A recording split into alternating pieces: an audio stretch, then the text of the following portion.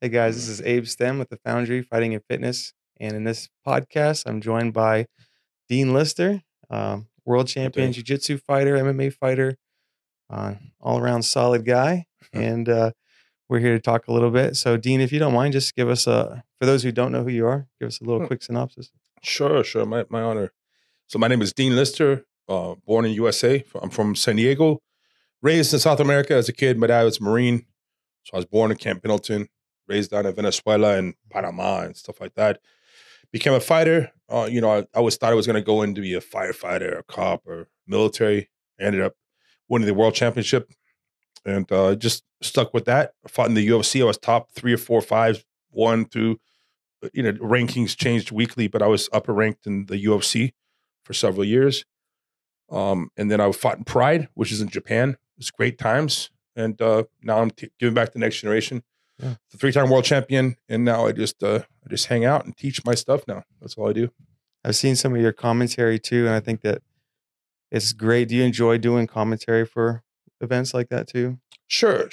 You know what? You mean like at fights and stuff like that? Fights or Yeah, grappling tournaments and stuff. because there's the guy with the good voice, which is not really me, but there's the guy who's like, hey, he's been there before, and here's what he's thinking. He's doing this, and Exactly. here's what could happen, this and this, and I have a lot of experience. I've been around this kind of thing for a long time. So yeah, I'm the color commentating. I'm down with to do that for sure. For sure. And then obviously you teach classes when you get a chance to as well at your own school. Mhm.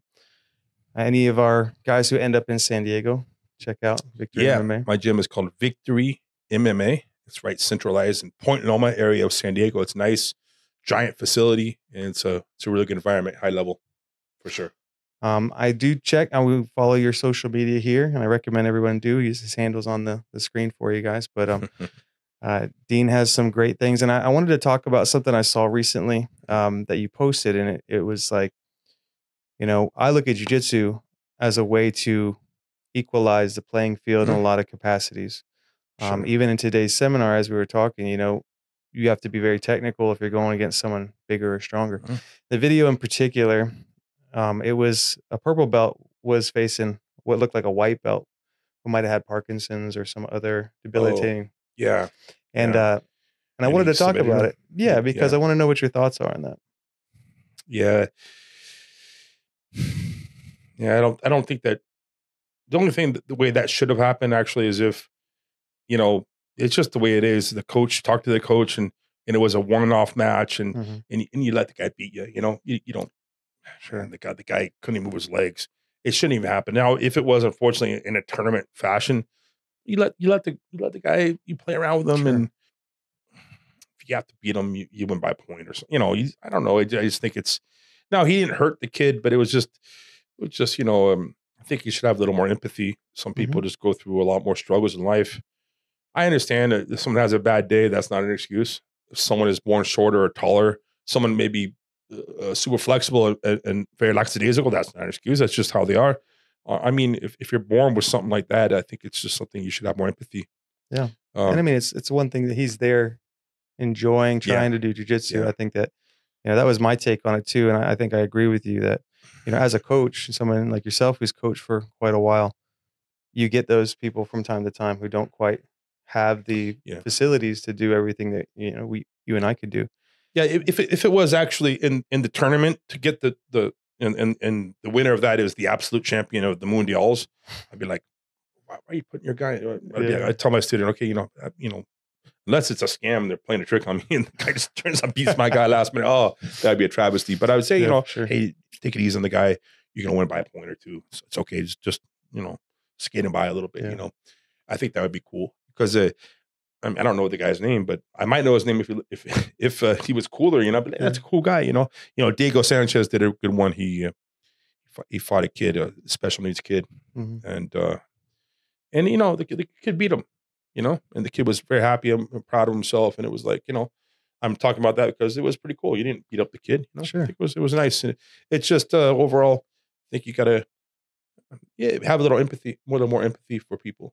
They've gone through something like that. I think it's something that you should think about. And with that in mind, I mean, I teach, kids, and I'm sure that, you started when you were young doing wrestling and then got into jiu-jitsu. Um, What do you feel about the kids this day? You know, how they train jujitsu. Do you think it's good to start very young, or do you think that they should like work on that You a little know, older? I think what my dad did was really good. He got me into wrestling. I was age 8 or 7. I didn't like it. I did it for 1 year. I didn't quit. Really didn't like it. I wanted to go play in the woods and throw Mhm. rocks at things and stuff like that. Play with beehives, and I was a rambunctious little kid. Um, Now do these tournaments. You wake up at 6 in the morning I'm missing the cartoons. That was a thing back in the day, cartoons Mhm. on Saturday morning. but uh, but then in high school, I got back into it. I wanted to do wrestling, so my dad opened the door for me. Oh, by the way, that 1 year of wrestling helped me a lot when I lived in South America. I got in some fights as a kid. That 1 year wrestling at 8 years old helped you a lot. Just that 1 year of wrestling. Average kid has never been through something like that. It was really good for me, and it opened the door for me to get interested into it later. If my dad had really been too strict, I don't know if I would have liked it later. Sure. If he never opened the door to me, maybe I wouldn't have even thought about it. So I think it's a good thing to, Mhm. to do that. You know, I've seen kids get into it at age 4 and they'll quit at age 12 because they're sick of it. Their dad or mom makes them do it too much. Yeah. I've seen kids that never have been introduced to it, start at age 16 and they do it. But I think the best is to be introduced to it. If the kid doesn't really like it, don't make them do it. Suggest it. They don't. Maybe they'll come back to it later. Maybe not. But you can't Sure. really force another human being to do something and love it, in my Mhm. opinion. I agree. And then as far as the benefits of jujitsu though, and not just jujitsu, but any combat sport, Mhm. wrestling, MMA, judo, whatever. Um, what do you feel about confidence and things like that that you would get from that? I mean, you told me yesterday as we were driving in the car that that the necessity of having to defend yourself is one thing, Mhm. but what do you feel about training as far as in today's Well, society? yeah. The thing is, first of all, when you get hit or you get someone's choking you, your body, especially if you have not trained, it feels like you're going to die. And that's why you have this fight response. Your body's like, man, something real serious is happening. And to your body, your body's not lying. There is someone's trying to choke you or someone's trying to hold you on your back. Mhm. Could be, could be a life and death situation as far as your body's concerned. So you have to tone that down to where, I don't know, it's like a normal interaction for me to grapple. Sure. Would I get nervous? Not anymore. I guess in a tournament, my anxiety, not anxiety. I'm very calm in matches, but I know I'm competing.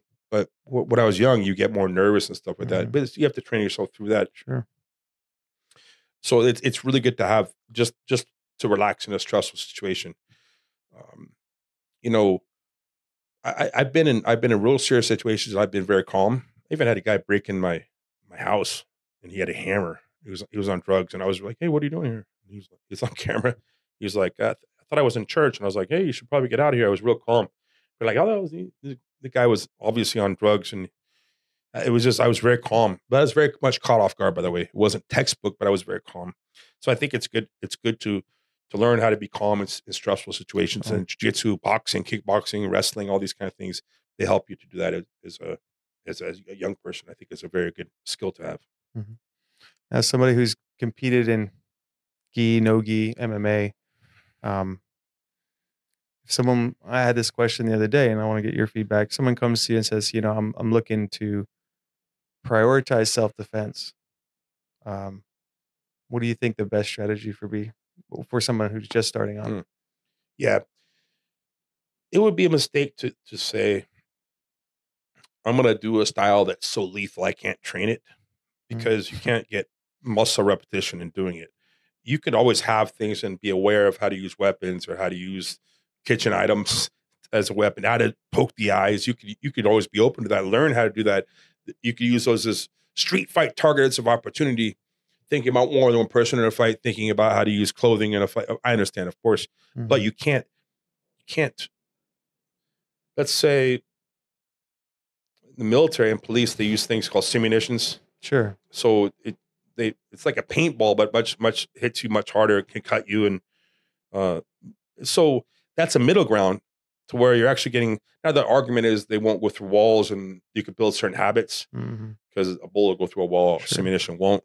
So that's we're talking about out of a real rifle or a real pistol. These are paint rounds, but they really go fast. They really hurt when they hit you. they'll cut you even actually. So you're supposed to wear face protection and stuff like that. That's a middle ground to where it's not actually being shot at with bullets, but it's enough to where you get stung. You learn some lessons about not where to stand, not not what to do. It's a learning tool. Mm-hmm. So you could actually train that. It would be better than not training it. Not to rely upon that, Sure. but that's a tool. If you do, I don't know if that's making sense. It makes sense. If I was to train just theory, because we're not using bullets, I don't know. You're not getting hit with the simulations, not learning that lesson. If you're training in a for self defense, you have to learn how to box, or how to throw some kind of punch, how to kick is really good, how to clinch or throw knees and elbows. Be aware of biting and eye pokes. Of course, I'm very aware of that. I've been in street fights and I've had both happen to me. But also how to get off the ground, how to put someone on the ground. Also, you learn how to restrain someone who's not you don't want to hurt. I call them drunk uncle techniques. Everyone has an uncle that he's at the wedding, he drank too much, and you gotta stop him, but you don't want to hurt the uncle. You gotta learn how to restrain people without hurting them. So wrestling is really good. Jiu-jitsu is really good. I think it's really good to know a little bit about everything. You're gonna find something you prefer over the other sports. That's fine.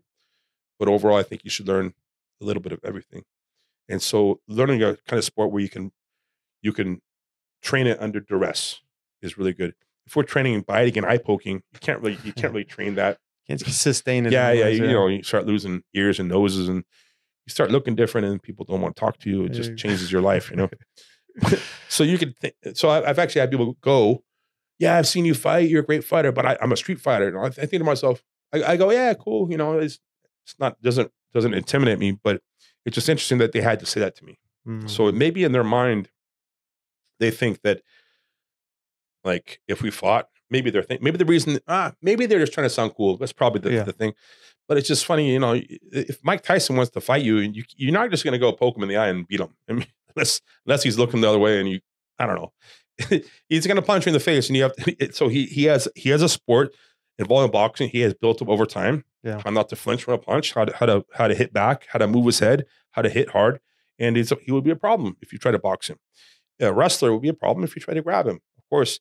So I think it's really good to have some kind of sport where you can build upon repetition, mistake, trial and error.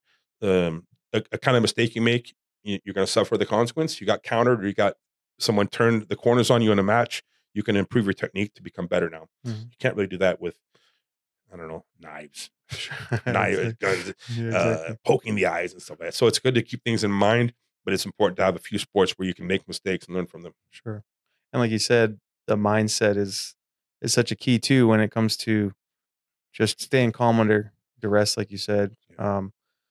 Like we have several police officers train in jiu-jitsu, and statistically, in theory, but also in practice, the more law enforcement officers train, it seems like the less likely they are to use lethal force or need to use lethal force, but also better their health is and fitness and everything. One of my top students, Jimmy, just got his purple belt in San Diego. He's San Diego PD. He showed me one of his body cam videos, maybe 6 months, maybe a year ago. And the call was man with rifle at gas station. That's not a good call, right? So he goes up, gets out, and there's a rifle on like the trash can. It's just a trash can. And there's a homeless guy kind of close to it. And Jimmy's like, "Hey, come here. Don't touch that." And the guy starts walking up to Jimmy, kind of aggressively. Doesn't have the gun, but there's a gun right there. Jimmy has his pistol. He says, "Sir, stop approaching me." The guy foot sweep down and arrested. And he swept the guy, the older guy. It wasn't hard. The guy has no training, obviously, but the guy was walking. He was on something probably. It was an airsoft rifle, but it was kind of cool that, there's a rifle right there, and I don't know what it is, airsoft, but still, he just foot swept, took him down, arrested within 10 seconds. It was just pretty cool that he had that option. And I know, I'm not one of those people that, lethal force, if it's needed to be used, I understand. But it should be used sparingly, in my opinion. Some people are too quick to shoot, in my opinion. And not just too quick to shoot because of a lethal situation, but because their fight or flight kicks in. Yeah, they don't have a middle ground resort. It's like I don't know. There's certain things you could say in an argument that would be we'll finish the argument either way. Maybe I'll concede, or maybe I'm gonna say something too much that is gonna just cause the solution to not be found. Or I could find ways to compromise. There's all kinds of ways to argue let's say more responsibly with respect. There's certain things you could do, such as if I just start yelling, maybe that would change the course of the Sure. argument instead of us finding a resolution. Um, so it's good to build debate skills. It's good to build kind of fight skills. And it'd be good to learn de-escalation and Mhm. grappling skills for police. Yeah. I agree. We also, in this gym, we have a lot of different types of activities. We do gymnastics, and we have an aerial program for women. And we have um, kids martial arts of various different types, and we have a fitness center as well. And so the viewers of this might not have any experience or background Mm. in any kind of combat sport, but from your experience, and you've seen thousands and thousands of students over the years, I'm sure. Um, do you think that it's worth trying out a martial arts class? Do you think that Yes, that's good? I think it's really important. Uh, yeah, there's just that in today's society. I mean, there's that primal type of survival thing. Even guys who aren't fighters think about, what if a bear attacked me? It's a guy thing. Could I take 2 mountain lions? How long can I survive this? Kind of funny. Probably some guys are smiling because it's a typical guy thing. It's some primal thing about learning how to survive. And you don't have to become a fighter, but I think it's really important to learn some kind of skill, even if it's nothing that you're going to love. At least have a little bit of skill. How Mm, about you don't have to be a mechanic, but it would be good to learn how to change your tire, sure. change your oil. It'd be good to learn that, right? You don't Mhm, have to, but it'd be good. It'd be for good to learn how sure. to change a tire. Maybe you don't get ripped off as much at the mechanic, and maybe at least in emergency you could change a tire. For sure. So I'm saying it would be good to learn a few life skills. I'm not an advocate of someone getting to blue belt and quitting, but that's much better than someone who's never trained before Yeah. in their life. By the blue belt will be the second level in jiu-jitsu. It's white, blue, purple, brown, and black. Not everyone's going to become a black belt. Very, very few people will, but even a little bit of skill would go a long way. And in most, even at blue belt, the percentage globally is so low, Mhm. that they stand head and shoulders above people who haven't trained before. Yeah. With the exception of there's a lot of high school wrestlers out there, and Yeah. that's in Yeah. High some school cases wrestlers, not really a white belt. I mean, they're white belt on paper, but they they have a hold lot of their own. mat time. A lot of mat time. It's like, let's say someone's been boxing for 10 years and they start kickboxing. Mhm, Are they really a beginner? No, and kickboxing they are, but trust me, they have some skills. They have a few mistakes they're making by how they stand in kickboxing, and mhm, wrestlers will make a few mistakes based upon the rules of wrestling. But wrestling is a very good sport, and they're going to have a huge advantage in many ways. Yeah. mhm. How much weight do you put on your students' competitiveness as part of a metric to their Mm. skills? Do you Yeah, put I don't pressure anyone to compete at all, but like the military, you have some promotions, time and grade promotions. Like if you're doing okay and you're at the belt long enough and you've shown up, yeah, you can get promoted eventually. But we also have combat promotions. you Mhm, know so if you're competing a lot, you'll get promoted a lot faster because you're going to learn a lot faster. Your confidence will go way up. mhm, And someone said something like only 0.1% of people have the nerve to even compete in a combat sport like jiu-jitsu or wrestling or boxing. It's like 0.1, maybe it's more, maybe it's 1%, maybe it's 2%. Saying the majority of people just not won't even think about yeah, it. But if you could do that, it would be really good for your style and your overall path as a human being. I think it's really positive. I think it's some hardship you're going to go through. You got nervous. You'll learn how to control yourself. Overall, it's going to be a really good step for you as a human being. And not everyone's going to do it. Matter of fact, if you can do it, you'll be one of the top people. mhm, Just the fact that you showed up is an outstanding thing. So I think it's a very positive thing to compete, but I don't really pressure people to do it. mhm. You do a lot of coaching and teach seminars like you did Mhm. here. Um, is that something that when you were training as a younger athlete? Is that something you looked forward to in the future as an opportunity to show other people as a legacy? Because I know Yeah. that we have this mentality we want to build. We want to build a legacy. We want to the reason to build ourselves up is to have it stand. We don't want Yeah. it to crumble down. So is that something that you look forward to, or is that something that you developed? Well, I'm honored to like I was put in the Hall of Fame. Big honor. I've always looked at myself as a competitor, and I guess I just have to finally realize I'm finally a teacher because you can't compete forever. I could have a few more matches, but I'm almost 50, Mhm. so I'll have 1 or 2 matches, and I'll just completely retire. People think I retired officially, but I haven't yet. I could. Maybe I'll do that. but at some point you just have to give back. Mhm. And I have generally speaking, I've been told I have a different style, a different point of view than the average person. So because of that, things I show, it gives some advantages. The Mhm. things I show, if it's better or worse, it's just different. And because it's different, it's hard to prepare for or to face. So if I give back to the next generation, it's my pleasure. Yeah, well, from attending several of your seminars, I think that you're a great instructor, Perfect. and I Perfect. think that very clear and concise. And I think it's good that you intertwine some of the storytelling too, because it really helps people focus on the technique. And Yeah. I've been to seminars where it's very cut and dry and it's Mm. just moving on, but it doesn't last in your mind. You don't remember the setups or the build up to it as easy. So I really appreciate that as well. And There was one guy who I went to a seminar. He doesn't speak English, so you won't see. mm, I won't say his name, but he was with Guy. He was in Portuguese saying, "Okay, the guy has to be on top. You have to. He has to have one leg up. You have to be on your right side. You have to reach under your leg, go behind his heel, grab his belt. Your other hand reaches, grab his sleeve, but it turns this way. You have to look that way. You have to lift." And I was like, "Oh, there's no way anyone could do it." There was 40 people on the mat. Those guys are world champion, by the way. He could do the move. No one could do it. I'm articulate. trying to. It was a sweep. He could do it. It was beautiful. No way. And I speak Portuguese. He was just didn't make sense. Did Yeah. not make sense at all. So he was very good, but he wasn't showing it like this to where it worked for him, no, not for anyone else. So it's just interesting how sometimes some people don't get to where it passes on to the next person that easily. hmm And speaking of which, I mean, you've had, I'm sure, several really high level training partners. You've had several coaches. Do you have would you share some examples of some of the guys that really stood out to develop who you are or who you became as a grappler? Mm. My bro Jocko really helped me a lot. Just get a lot of good work ethic things.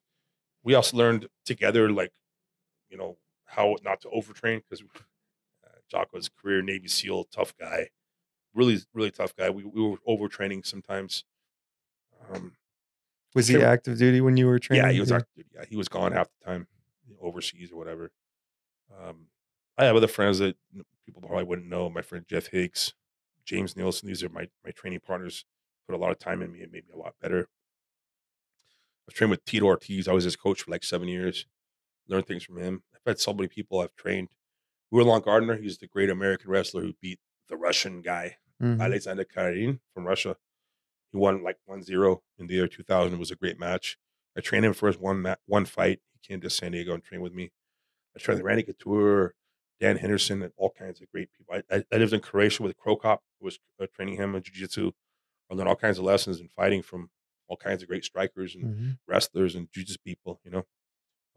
Some of my opponents, I learned a lot of lessons from my opponents, like Jandre Ribeiro.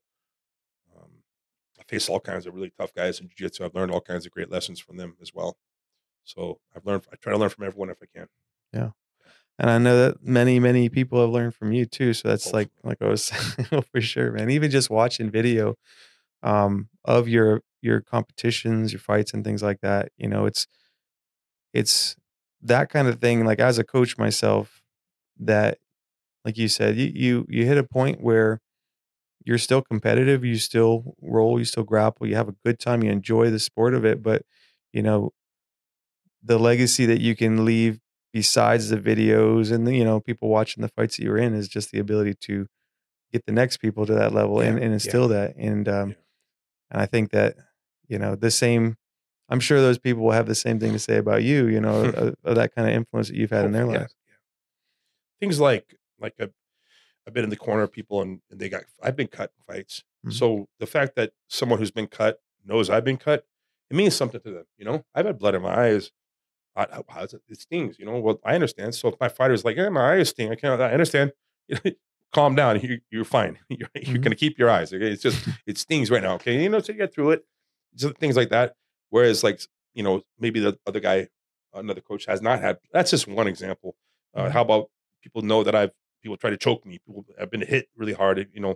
And if your coach has been through that, it helps you to relax a little bit. In some mhm. ways, hopefully that's good, and people do. It gives them a little comfort sometimes. Gotcha. As far as your preparation for a competition, besides the technique, the drilling in class or on the mats and stuff like that, Is there a specific style of physical training you prefer? I'm really old school. I think I do believe supplementary training is good. It helps a lot. If you run hills, it's going to be real good. Lifting weights is good, but I think that 90% of your training should be the sport you're doing.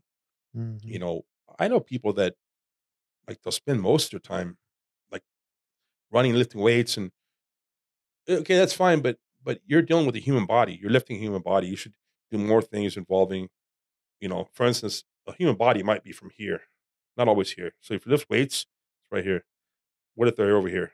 It's Yeah. different. So jiu-jitsu and wrestling, you're dealing with moving, something moving. Hmm. It's not a stable platform.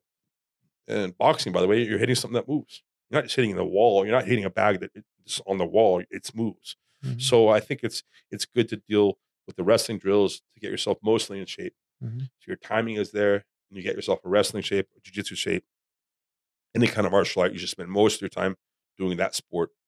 Matter of fact, the way I got in real good shape was starting in bad situations. You get in great shape because you're doing about twice as much work as the person on top. Sure. And I get in shape that way. And also you're building technique, your arms, like your neck, everything Hmm. gets very strong because it's being being attacked. Isometrics the Yeah. whole You're time. actually getting strong. Yeah. So my Hmm. neck gets really strong, my back, my hands, everything gets real strong because you're almost in this survival state, but you learn to get through it and win. So your body gets stronger. You're getting twice the workout as your friend. You're actually getting stronger. And plus, you're building your defensive game to where you're very secure in your defense to where you're just going to be attacking all the time. There's a Hmm. cliche that the best defense is a great offense. And that sounds good on paper.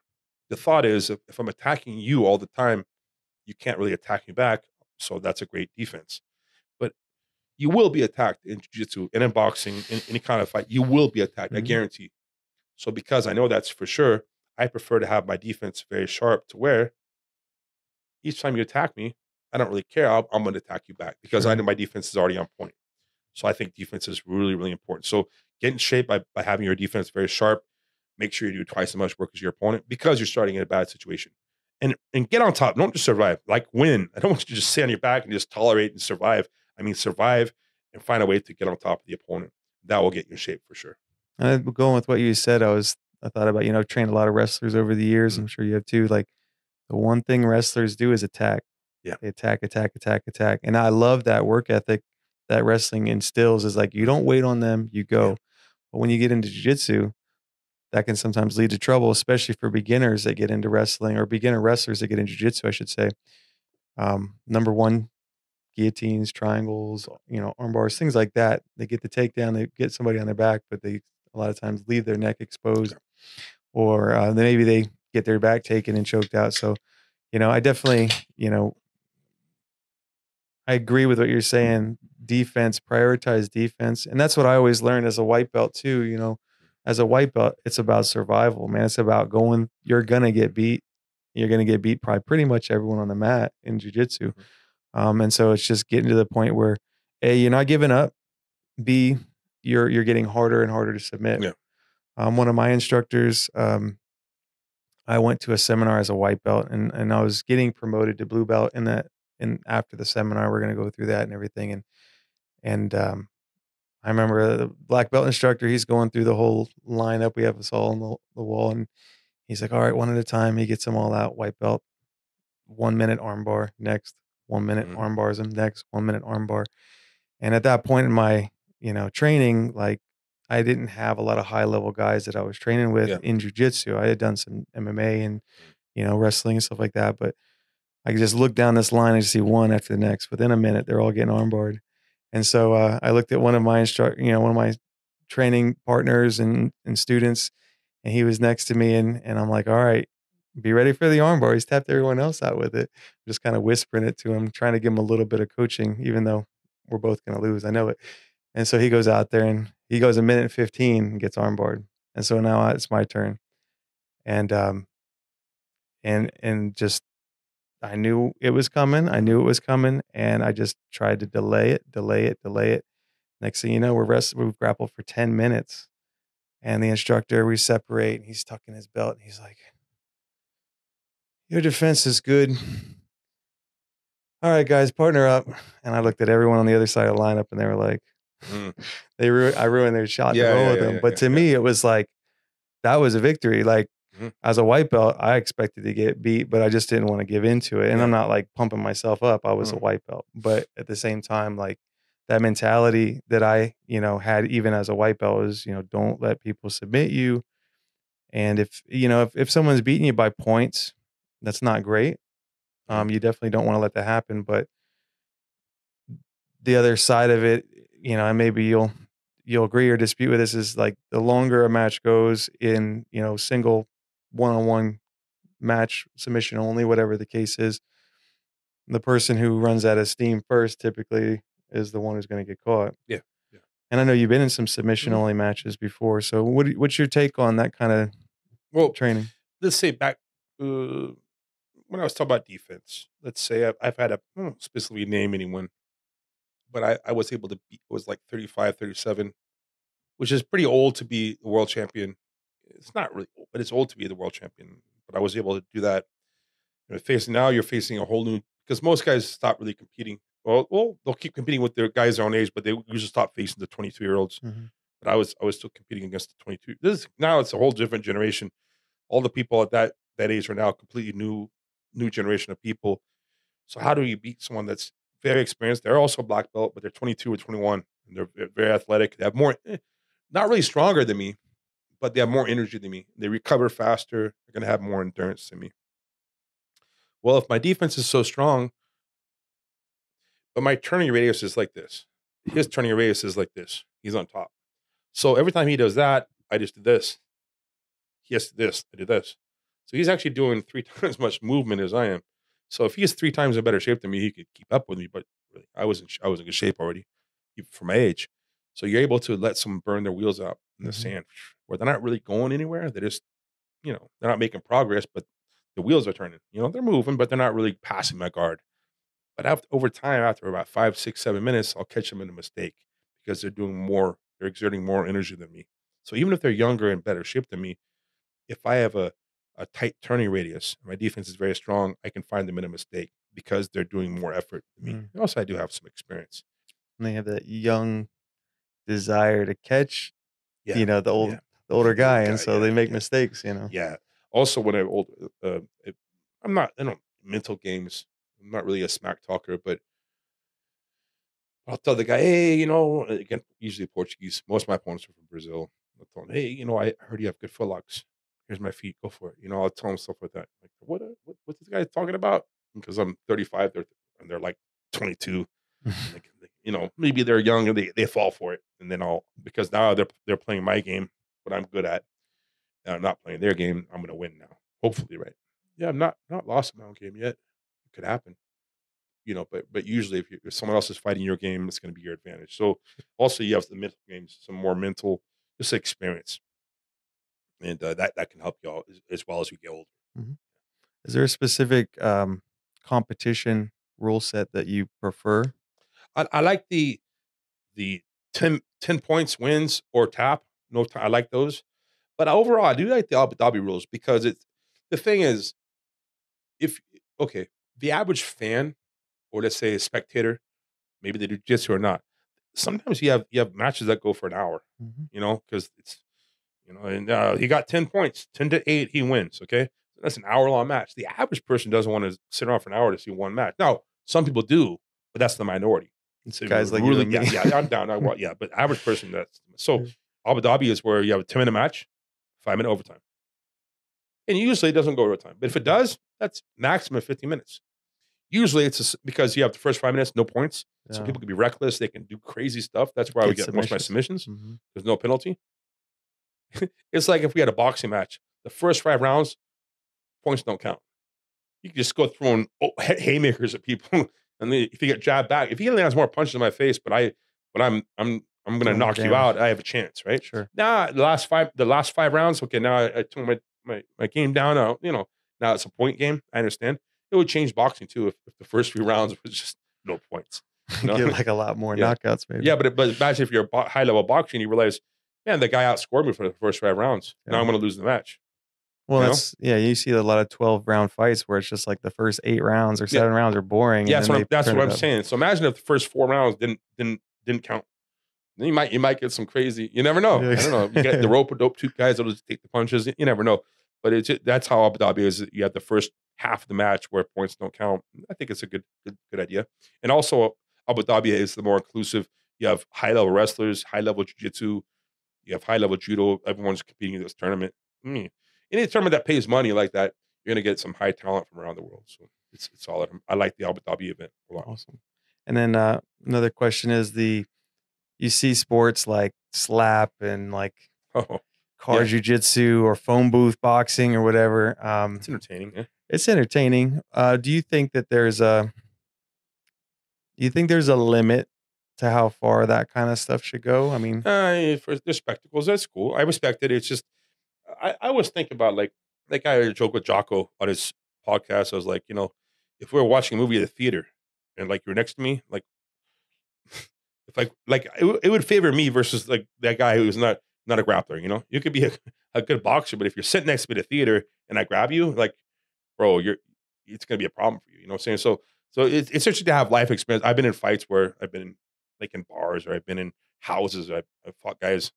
I'm sitting on a sofa. It's happened before. mhm. That's just life experience. So I don't know about having a professional event around being on a sofa, but it's cool to have an open mind. Sure. But the one in the car where people that are they're fighting over the seat. Yeah, it's interesting, but I don't know. They're not gonna have like a league. Like it's gonna be a top sport. I mean, You get it's your own cool. It's cool to see instructional everyone. The DVDs. slapping thing is, I've had TBI. I've Yeah. had some brain trauma from fighting, and I don't think it's really healthy. But it's interesting to watch. I'll watch it. Yeah. I know it's somewhat skill based, but it seems like it's just who can take a harder Yeah, yeah. shot. No, if but you're kind of born with how much you can take as a punch. Doesn't your chin? It's not the size of your chin, although there is some general comparisons, like your jaw size can help. But some people with small jaws can take a punch. You're just born with that ability or not. Like, some people are born with a voice they can sing. Some people aren't. It's just how it is. You have to have it tested or not. And if you can't take a punch with that or slap in that game, yeah, you're not going to last very long for sure. Gotcha. To finish up, again, I appreciate you. Can you tell us about some other events that you have coming up that maybe some people watch this might want Yeah, I to do? don't not really have any events coming up. Oh, just I am teaching in Costa Rica. It's a 5-day course, March 7 to 11 in Tamarindo. Um, it's a lovely area on the ocean in Costa Rica. So that'll be coming soon. If anyone wants to get their footlock game or jiu-jitsu game up to the next level, let me know. Be easy to find on Instagram, Dean Lister BJJ, or Heroes Camps Costa Rica. Easy to find them. Ron is the contact there, but it's gonna be a good time. Hopefully, anyone can make it out there to Awesome. Costa Rica. Well, thank you so much for joining me Thank you, today, sir. Dean. Appreciate it as well. Thanks, guys.